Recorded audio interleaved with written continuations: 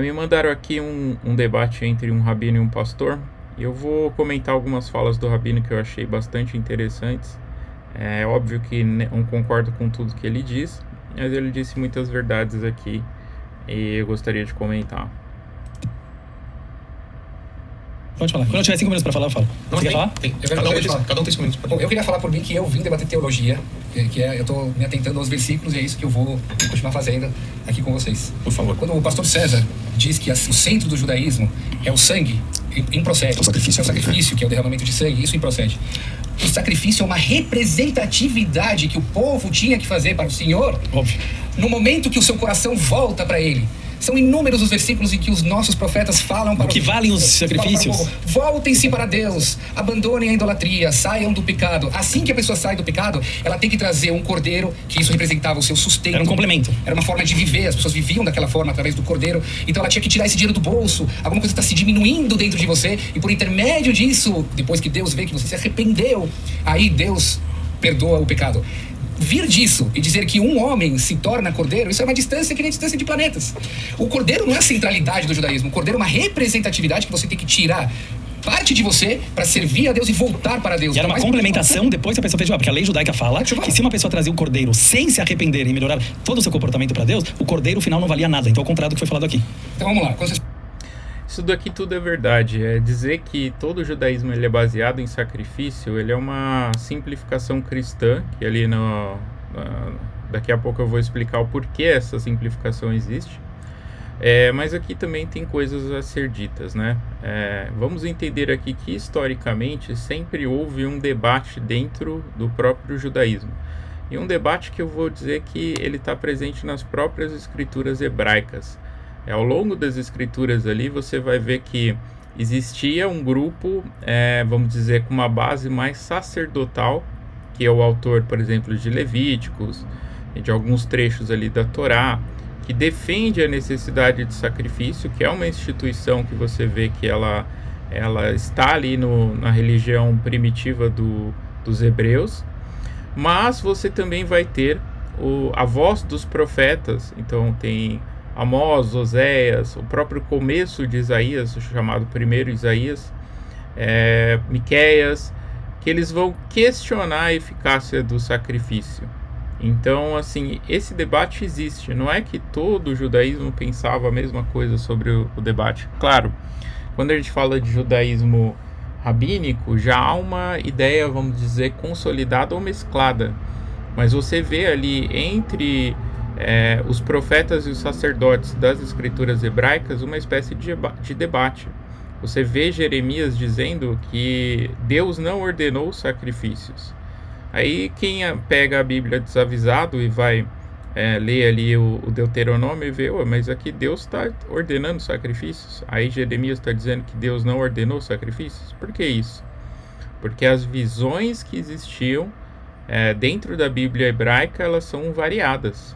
Então havia profetas que diziam que sacrifício não foi instituído por Deus. E aí você vai lá ler Levíticos e está dizendo que sim, ou vai ler o próprio Êxodo, enfim, vai ler o Pentateuco e vai dizer que Deus está instituindo sacrifício. Então há esse debate interno ali na história judaica que proporciona, vamos dizer, essa dúvida. Mas é óbvio que a colocação do pastor é uma caricatura ridícula. É óbvio que o judaísmo não se resume à questão do sacrifício de sangue. Vamos seguir aqui ouvindo as próximas considerações. Não é impossível cumprir a lei. É verdade. Temos 613 leis. Tem muitas leis que hoje não dá para ser cumpridas, porque não temos mais o templo, não tem mais o sacerdócio. Tem leis que são só para o sacerdote, não eram para todo o resto do povo. Mas a gente tem que cumprir o que dá, porque por intermédio da lei a gente se aproxima a Deus. Agora, o que os pastores costumam fazer com o nosso testamento é uma interpretação totalmente errada aos textos originais. Aqui o que o cristão ele precisa entender, né? O cristão que ele lê sem o contexto judaico. A cabeça do cristão é uma cabeça muito guiada pelo texto de Romanos. A ideia que se faz é assim: você tem que cumprir todos aqueles mandamentos e no momento que você não cumpre um, você está condenado e acabou para você. E está tudo perdido. Essa é uma caricatura que Paulo está fazendo ali dessa questão da lei, porque a ideia de Paulo como um judeu helenístico era transformar toda a leitura da Torá em um conjunto de metáforas. Então, Paulo não acreditava, isso não tem só a ver com a conversão dele à crença de que Jesus é Messias, mas também ao próprio background, ali, o próprio entendimento do judaísmo helenístico que ele tinha, que a Torá deveria ser seguida de forma literal. Para ele era um conjunto de metáforas. Essa era a cabeça de Paulo. Você vai ver essa cabeça, o próprio Filo de Alexandria falando de judeus helenísticos que viam as coisas assim. Então o que Paulo está fazendo ali em Romanos é uma caricatura. Não é a ideia do judaísmo de que se você violou um dos mandamentos, você está totalmente condenado, acabou para você. Não, o que tem ali no judaísmo, na verdade, é um compromisso em viver os mandamentos. Mas não significa que se você falhou ou errou em um deles, que acabou para você e você não está condenado. Não.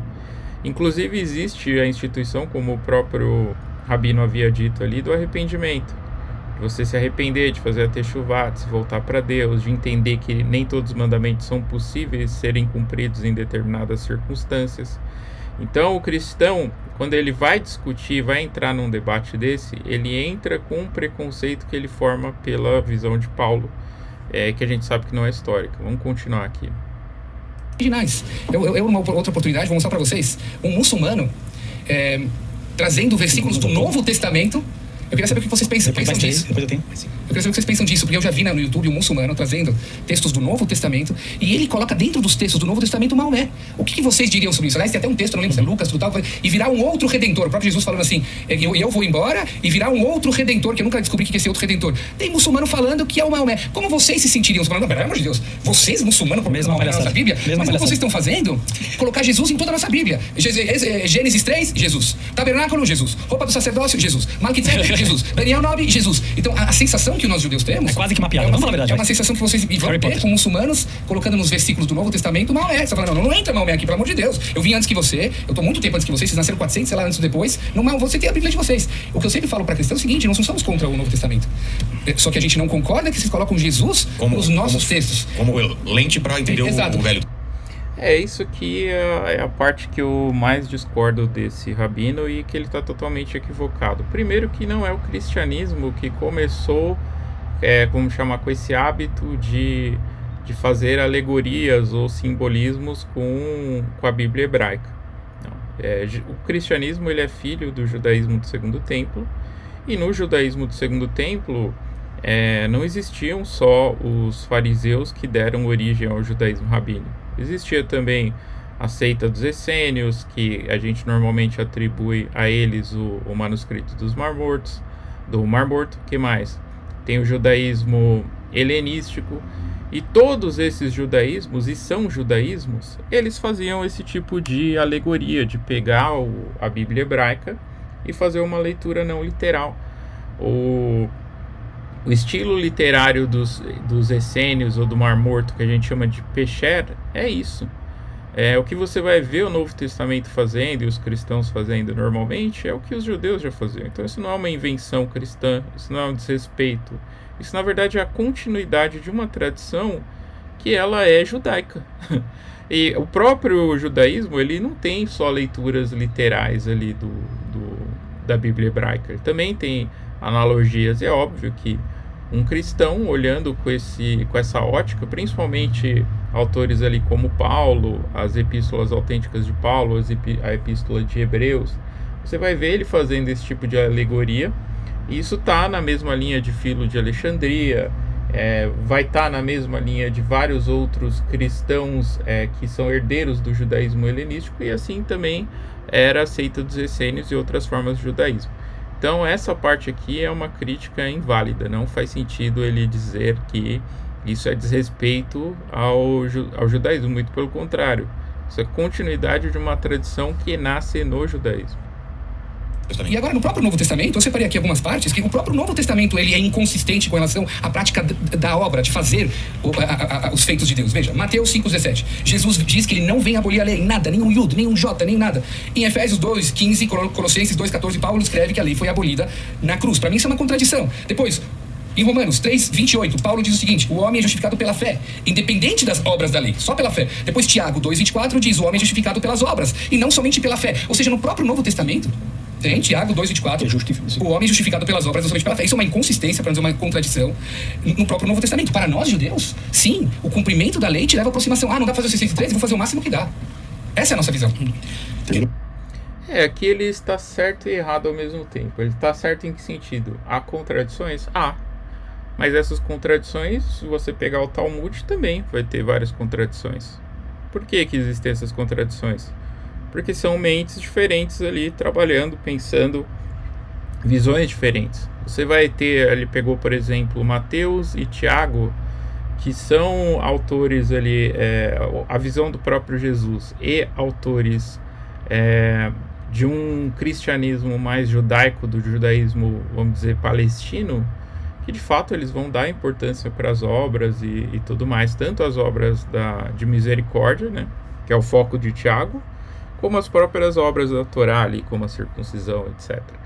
E nesse cristianismo que é herdeiro do judaísmo helenístico, que é o caso de Paulo e os autores ali paulinos, que a gente chama de deuteropaulinos, já vai ter a visão diferente, já vai ter a visão de que a Torá, ela precisa ser espiritualizada, a leitura da Torá, ela precisa ser espiritualizada. Então você não precisa viver as obras. O que importa no fim é a fé. Existe sim essa contradição, vamos chamar assim, como ele coloca? Existe. Mas é uma contradição porque são autores diferentes, com visões diferentes. E isso é muito comum no Talmud.